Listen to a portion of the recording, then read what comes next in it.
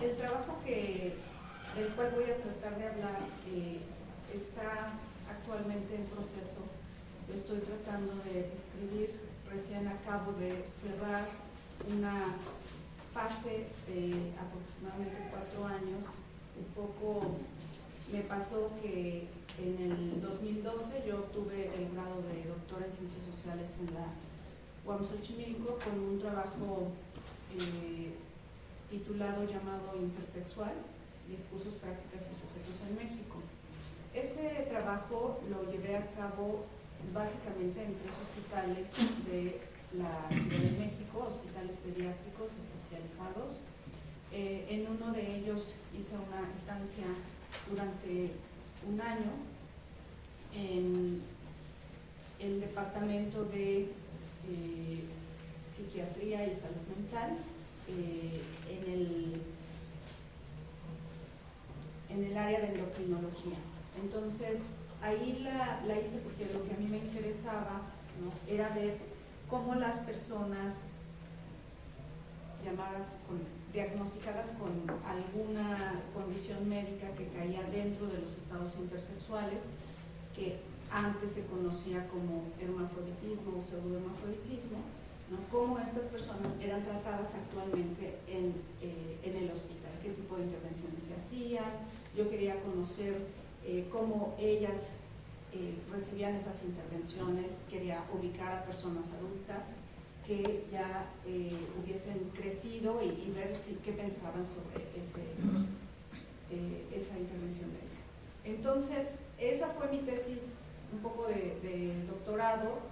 Cuando terminé la tesis de doctorado, bueno, fue un trabajo que me llevó más o menos 8 años entre el doctorado y la vida. Entonces, cuando terminé la tesis de doctorado, me pasó un poco esto que planteaba Rodrigo Parrini, ¿no?, la post-etnografía, un poco el vagabundeo, el tener todavía no propiamente un proyecto, pero en mi caso, una gran demanda por parte de diferentes instancias fuera de la universidad, ¿no? La primera fue la Comisión de Derechos Humanos del Distrito Federal, ¿no?, que ahí tengo un poco algo escrito, que en el año de 2014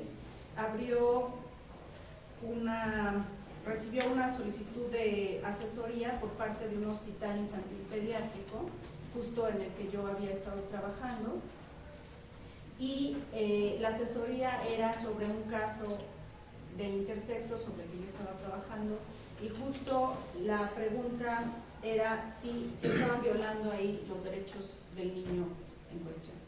Entonces, a mí me pareció muy interesante, me acerqué a ese trabajo, estuve presente en la asesoría, me tocó de alguna manera asesorar a la comisión también, y entonces de ahí la comisión abrió una línea de trabajo que describe como si las personas que presentan condiciones de intersexualidad frecuentemente sufren violaciones a sus derechos humanos desde su primera infancia, ya que los modelos de atención y procedimientos que se utilizan cuentan con perspectivas exclusivamente médicas que en ocasiones carecen de un enfoque en derechos humanos y no ponderan el interés superior de niñas, niños y adolescentes. Lo anterior se refleja en graves afecciones al ejercicio de los derechos de las personas con condiciones de intersexualidad, pues son víctimas de prácticas discriminatorias donde la autonomía progresiva de niñas y niños no es considerada y el desarrollo del disfrute máximo de salud es vulnerable. Ante esta situación, la Comisión de Derechos Humanos del DF construirá una agenda de incidencia en políticas públicas para la atención integral, transdisciplinaria y con enfoque de derechos humanos de los estados intersexuales. Entonces, ahí se abría, sin que yo en ese momento me enterara de eso, un nuevo eje de investigación sobre el mismo tema, que era cómo este tema se inscribe en las instituciones y en el discurso de los derechos humanos. Y un poco entender por qué ocurría así. Un poco de tiempo después de publicarse esa nota, que está en internet, yo recibía un mensaje vía Messenger de Laura Inter, la fundadora de un proyecto, una página de Facebook titulada Brújula Intersexual, que se había abierto en el año 2013, la cual yo seguía con gran interés sin hacer ninguna intervención. El mensaje que recibí de Laura Inter decía: me alegra saber que estarás entre las personas debatiendo el tema de intersexualidad. En la página de Brújula Intersexual, en la sección de notas, hay mucha información que te puede ayudar. Yo soy una persona intersexual y si quieres información o preguntarme algo, estoy a tus órdenes. Me interesa saber mucho cómo va lo de la reunión y todo ese asunto de derechos humanos.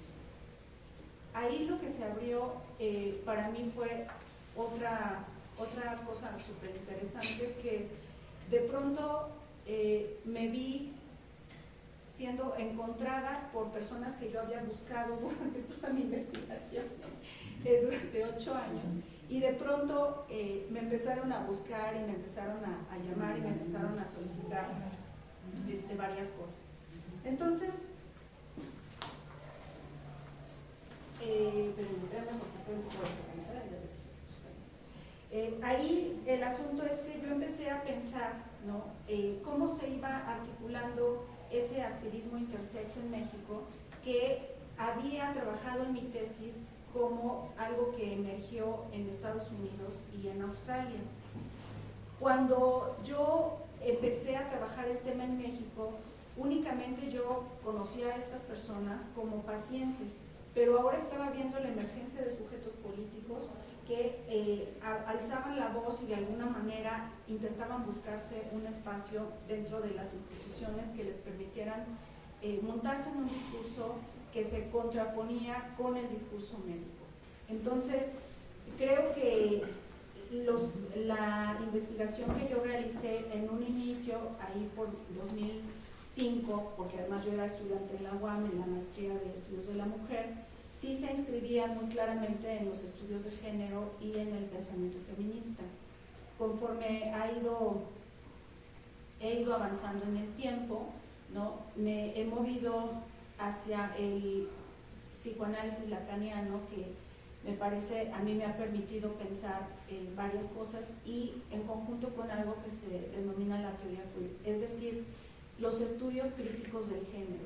Y en ese sentido, tratar de pensar el género no como una categoría dada, sino como una categoría que funciona el día de hoy para articular lo que Michel Foucault llamó el dispositivo de sexualidad, pero ya, digamos, articulada a cómo está operando hoy ese dispositivo, que ya no son los mismos ejes que aparecen y que él mismo lo marcaba, por eso hacía un estudio de sexualidad, ¿no?, porque no esperaba que generar eso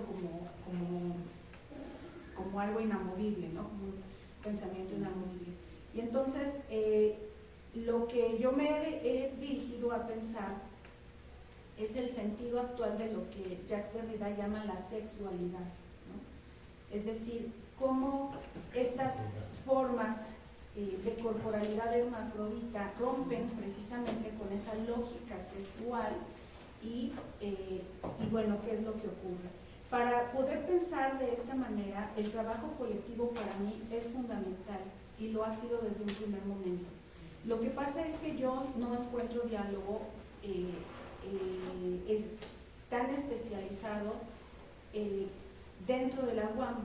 Entonces lo que yo hago es trabajar con personas también fuera de la UAM, ¿no? O sea, es un pensamiento que se va articulando en un diálogo constante con muchas personas. O sea, no quiero decir que dentro de la UAM, quiero decir, dentro de la UAM no encuentro toda la conversación que quiero hacer, y entonces yo trabajo muy de cerca con el Centro Interdisciplinario en Estudios de Género de la UNAM y con algunas personas del Colegio de México, ¿no? Y bueno, dentro de México es así, y fuera de México también trabajo con algunas otras personas. Y esto requiere de un presupuesto de investigación para llevar a cabo a veces reuniones y algunas presentaciones de trabajos y de ideas, pero creo que ahí el punto es que yo no he encontrado demasiado problema porque, por fortuna para mí, yo le comentaba a Frida, el campo de los estudios de género está como de moda y es un campo muy, muy financiado. Y entonces, realmente lo que sucede es que los fondos, primero yo sí me autofinancio mi investigación desde siempre, muchísimo hago yo para autofinanciar a veces algunos viajes, a veces algunas cosas que se requieren, pero también utilizar fondos extrainstitucionales, y esos fondos extrainstitucionales no pasan por la institución, porque la institución en la UAM es muy, muy problemática. O sea, cuando yo he trabajado, por ejemplo, con el Tribunal Superior de Justicia y hay posibilidad de pagar un seminario, el camino para llevar a cabo ese seminario, que es un seminario para mí que me va a brindar un escenario de investigación, porque ahí es donde voy a escuchar cómo los jueces están pensando, cuáles son sus preguntas, cuál es la discusión que se arma en torno a una serie de temáticas. Bueno, en 2 ocasiones el tribunal me ha dicho hay que armar este seminario y doctora, ¿cómo hacemos para armarlo? Y realmente en la universidad yo no he encontrado la forma para poder trabajar en colaboración, porque el tiempo que requiere la UAM para hacer las cosas es muy prolongado y el laberinto administrativo también lo es. Entonces, lo que yo he hecho en una de esas ocasiones, en las 2 ocasiones, es contratar a una organización fuera de la UAM que está manejando el tema administrativo y que va a recibir esos fondos y después va a repartir esos fondos, ¿no? Y entonces yo ahí veo, por ejemplo, que en la institución el laberinto administrativo muchas veces obstaculiza este tipo de oportunidades, ¿no?, que podrían ser para la universidad. No es la única, o sea, también en la UNAM pasa algo similar. Y bueno, lo que sí creo es que quizá el próximo año busque un financiamiento de CONACYT, pero ya casi que me estoy dando de topes porque digo, ay, ¿cómo va a resultar? Eso va a ser horrible, porque claro, hay que entregar papelito de todo, muchísimas cosas, y estoy realmente pensando si va a valer la pena el esfuerzo, o mejor no lo hago el próximo año y hasta el que sigue, y el próximo año me dedico con toda tranquilidad a escribir y sin tener la preocupación de llevar a cabo la administración de un proyecto de investigación con CONACYT, ¿no? ¿Qué pasa en el departamento? ¿Qué podemos hacer en el departamento? ¿Cómo dinamizar las áreas de investigación? Y lo que tú dices es muy cierto, o sea, empezar a definir qué entendemos por investigación. Porque de pronto... O sea, ir a 4 congresos al año y gastarte una lana aquí. Exacto.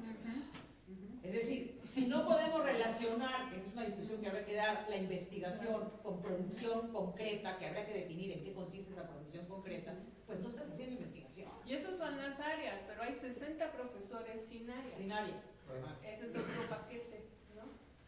Claro, pero a ver, habría que definir una serie de cosas. O sea, según la legislación, las áreas son de investigación, punto. El departamento, la función principal del departamento es de investigación. La docencia, el problema de la docencia es problema divisional. De la división. De la división. Es problema de la división, no del departamento. Según la legislación, no entiende. Entonces, bueno, habría que ver qué está pasando en el departamento con la investigación. A mí, una evaluación me parece un diagnóstico de las áreas, tomando en cuenta la historia de las áreas, la formación, lo que hacen, los productos que tienen, me parece que puede ser un buen comienzo. Entender qué están haciendo las áreas, qué áreas están haciendo investigación, cuántos de cada área hacen investigación, porque también es cierto. Cómo la hacen, ¿no? Cuáles son el tipo de productos que sacan de la investigación. O sea, tener toda una serie de elementos para poder ver cómo le hacemos. En México hay urgencias públicas fundamentales que deben atenderse de manera eficaz y resolverse sin dilación. La profunda desigualdad social y económica que existe en nuestro país genera la urgente necesidad de buscar soluciones que permitan a la mayoría de la población tener una vida digna. Los problemas de hambre, desempleo, salud, educación y violencia requieren de una atención prioritaria.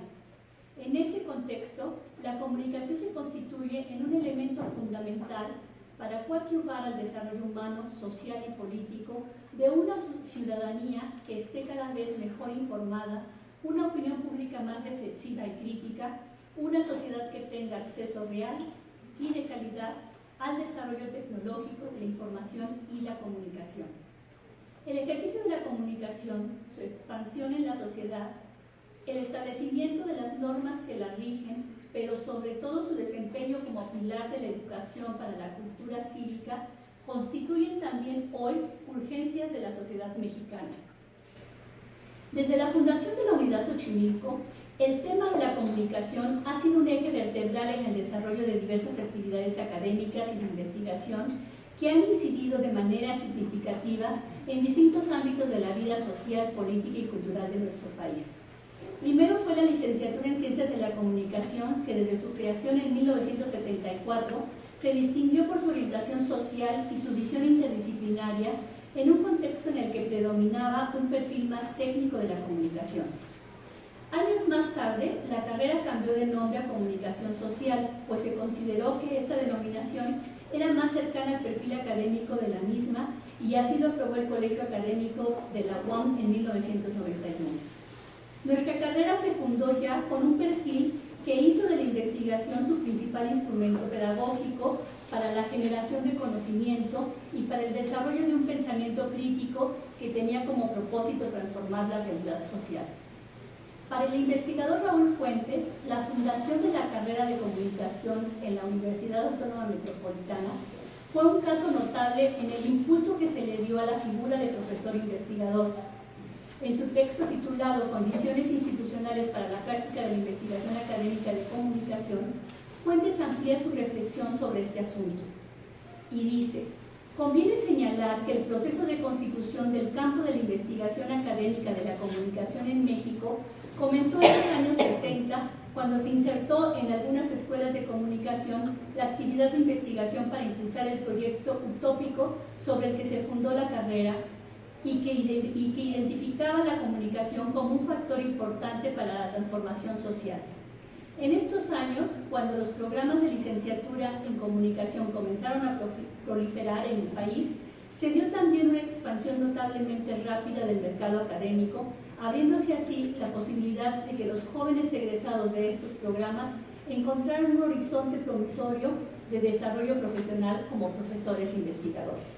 La académica Ainsi McFay afirma que el creciente interés por los estudios de la imagen se problematiza a la luz de la perspectiva estética que abreva de la filosofía, la hermenéutica, la psicología, el diseño y la sociología, entre otras disciplinas.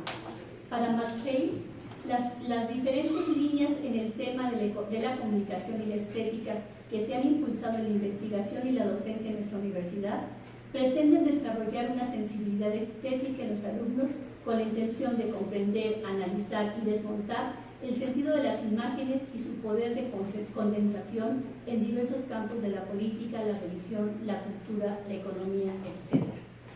Pero el campo de incidencia de la comunicación no se ha limitado a las ciencias sociales y las humanidades. La perspectiva de la comunicación ha sido útil y lo seguirá siendo cada vez más para entender los alcances públicos de otras disciplinas, por ejemplo, para acercar al desarrollo científico a la sociedad, para lograr mejores resultados en la aplicación de la ciencia o para ofrecer una educación integral en sus distintos niveles, tanto en lo formal como en lo informal. Investigadores también de la UAM, como Lourdes Berruecos, se han adentrado en el estudio de la comunicación de la ciencia y ya han definido así la importancia de esta relación. Un ejemplo de los estudios que en este campo se han desarrollado en la UAM-X es el que tiene que ver con la expansión del mercado farmacéutico y los medios de comunicación. Algunas de estas investigaciones tienen por título una reflexión crítica sobre los productos milagro y los medios de comunicación en México, las estrategias retórico-argumentativas utilizadas en la publicidad televisiva de medicamentos y la salud y los productos milagro. Los resultados de este trabajo han contribuido, por ejemplo, a colocar en la agenda pública temas como la automedicación y el daño que ésta ocasiona a la salud pública.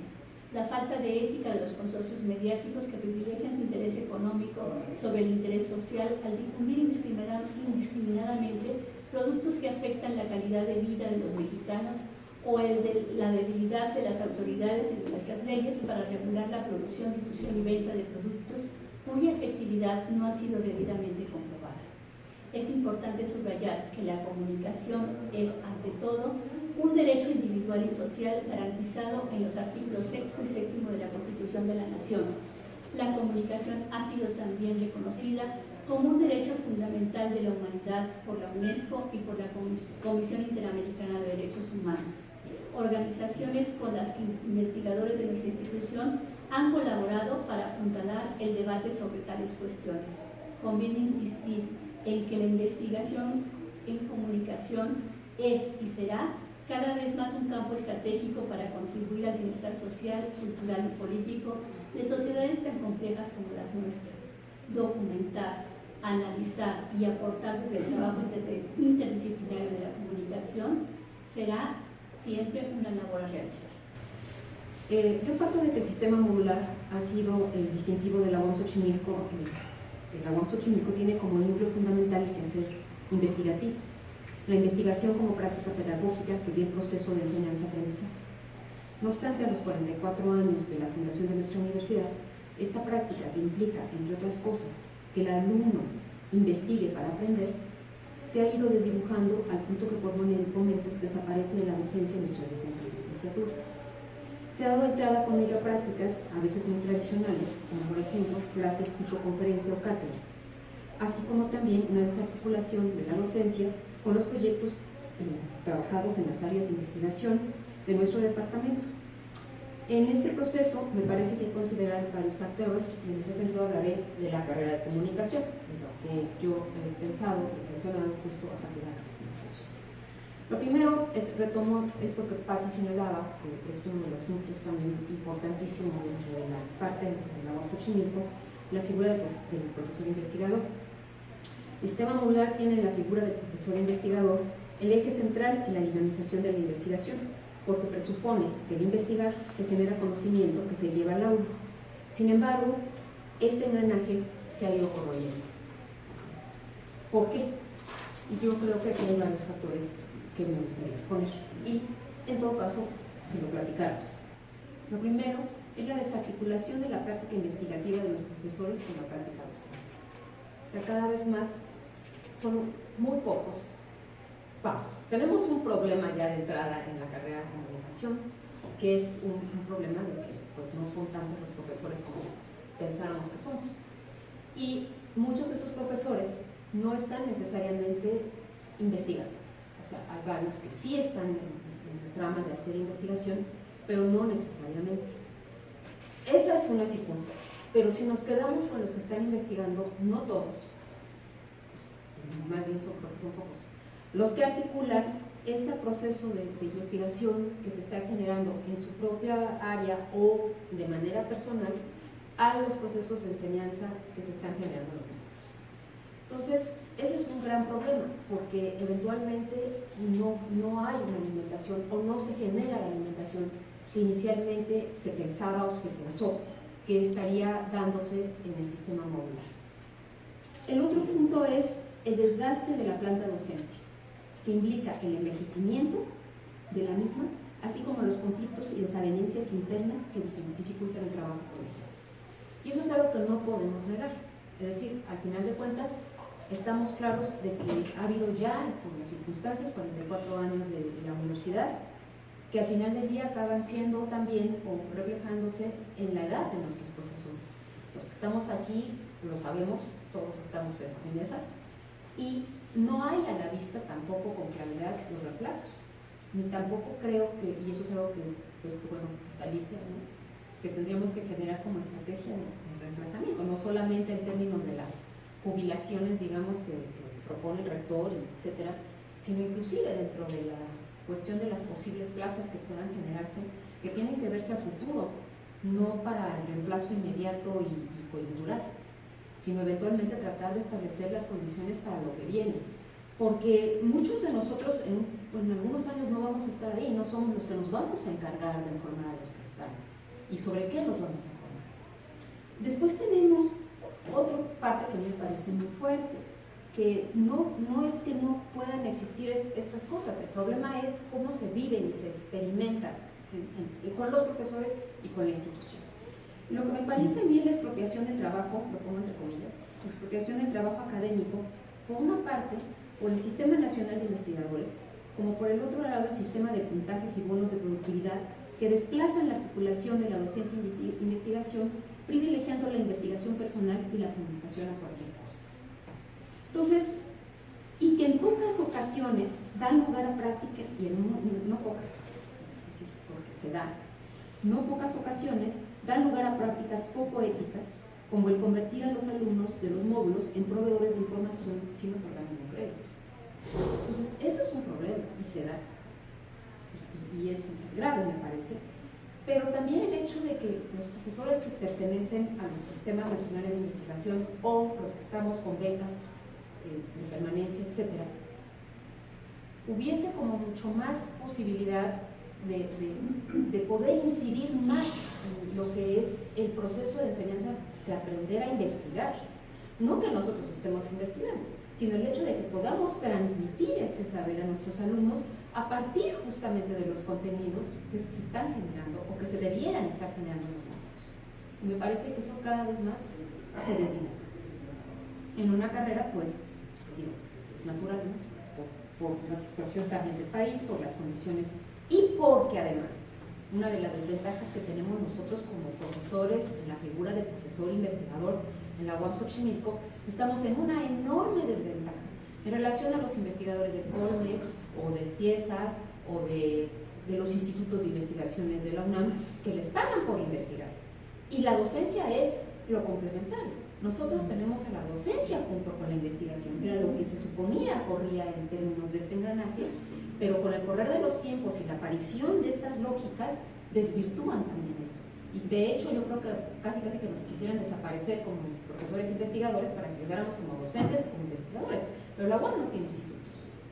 Pero la verdad es que el sistema modular estaba pensado de inicio, y si se piensa en todo lo que es la estructura del sistema modular como tal, estaba pensado para irse modificando continuamente, y para eso eran las reuniones modulares y para eso eran las iniciales grupos de modulares que después se volvieron áreas de investigación, pero que las áreas de investigación tampoco están funcionando ahora para eso. Entonces, ahí hay una desarticulación completa, que lo que ha generado es que corramos por distintos caminos y lo que más se ha abandonado es la docencia, a mí me parece. Y bueno, básicamente decir lo que yo voy a estar presentando, ¿no? Es esta idea de cómo está organizada la investigación en la maestría, cómo es que se decide, ¿no?, que se investiga, cómo nos organizamos, ¿no?, y cómo se da también esta relación entre la investigación que realizamos los profesores y la investigación que realizan los estudiantes, ¿no? Y para poder hablar de estas líneas de investigación, ¿no?, es necesario también señalar que, bueno, si bien desde el inicio se pensó en estos seminarios de investigación, fue en realidad hasta el 2007 que se hizo una adecuación a los planes y programas, que se pudo como formalizar más toda esta cuestión de lo que les llaman las líneas de generación y actualización de conocimiento. Y a partir de la modificación que se llevó a cabo y que se oficializó en el 2015, ya quedaron, ¿no?, claramente definidas estas tres líneas, ¿no?, que sería esta línea del que se llama surgimiento y confrontación de sujetos políticos, la relevancia política de la experiencia estética en procesos culturales y específicos, que básicamente, como ven ahí, no se abordan, se investigan más que nada temas que están relacionados con las condiciones de surgimiento de actores colectivos, movimientos sociales, cohesión políticas que involucran estos procesos estéticos, ¿no? Si todo lo que tiene que ver otra vez con la cuestión, la dimensión política, ¿no?, y esta experiencia estética relacionada otra vez con la cultura, ¿no? Y bueno, como ven ahí se analizan todos estos temas que tienen que ver con cuestiones de poder, ideología, discurso, ¿no?, la cuestión de la enunciación, la cuestión retórica, ¿no? Los diferentes tipos de lenguaje. Y en el caso de la línea 3, que es la dinámica de campos culturales, nuevas tecnologías y medios de comunicación, ahí básicamente se abordan los diferentes regímenes de visibilidad, en los campos diferenciales de sentido, las tensiones y conflictos en los modos de producción, difusión y recepción simbólica. Nosotros hemos optado más por la cuestión de que es una tesis, una investigación con todos sus elementos, ¿no? Porque creemos que eso les da herramientas para cuando salen al trabajo, ¿no? Al campo laboral, eso les reditúa a ellos, ¿no? Y si vemos también la cuestión del número de egresados que trabajan, por ejemplo, nuestros egresados, ¿en dónde trabajan? Pues básicamente están en la docencia y la investigación. Entonces eso también nos indica, ¿no? Es decir, que básicamente estamos formando gente que se va a dedicar, ¿no? Es decir, obviamente las condiciones de trabajo no son tan buenas fuera de ciertas universidades, y muchas veces algunos pues básicamente se dedican mucho más a la docencia, aunque quisieran estar investigando, pues los tiempos no les dan, o no tienen, o son profesores tiempo hora, ¿no? Es decir, eso también es un problema, pero creemos que igual son personas que han logrado estas capacidades, ¿no? Investigativas, y que eso les reditúa en su formación. En los módulos cuarto y quinto en la licenciatura en Comunicación Social, son los módulos iniciales de la carrera, digamos, en donde ponemos énfasis, por un lado, en las condiciones sociales de la producción de la comunicación social, y por otro lado, en el quinto módulo, el énfasis en la producción social del centro, ¿no? Digamos, en esos dos campos yo desarrollo, o así entiendo, los dos módulos que están, digamos, de manera introductoria en el módulo. El eje de la investigación como un recurso pedagógico de enseñanza-aprendizaje para mí es fundamental, y aquí jalo lo comentado por Mari, en el sentido de que cada vez trabajo más, o invierto un tiempo que antes no se invertía tanto, en trabajar con los muchachos para que aprendan a escuchar, para que aprendan a participar, y para que aprendan a trabajar en equipo y a trabajar en el grupo como instancia de aprendizaje, como un grupo operativo, ¿no? Me está llevando un poquito más de tiempo en los últimos tiempos. Y a esto se le ha agregado otro elemento que me parece que hemos dejado un poco en desatención, a pesar de que contamos con profesores investigadores en la Academia de Comunicación que han sido fundadores de la MEDI y están sosteniendo actualmente, digamos, el empuje al derecho de las audiencias. Sin embargo, respecto del tema de derechos humanos, en términos curriculares, realmente nomás se trabaja en radio, en sexto, y un poco en prensa, ¿sí? Pero ahora, por ejemplo, para poder trabajar la reforma constitucional del 2013, que fue muy importante, esta reforma está hecha desde el enfoque de derechos humanos, ¿no? Entonces, para poder yo trabajar con los chavos y que entiendan de qué se trata la reforma, que no nomás es un acceso, un derecho, sino en conjunto qué es un derecho humano, qué es este mundo de los derechos humanos, por qué la comunicación es tan importante en los derechos humanos, cómo ha crecido, cómo ha evolucionado desde la prensa, el cuarto poder, hasta todos somos informadores y nos informan, ¿no?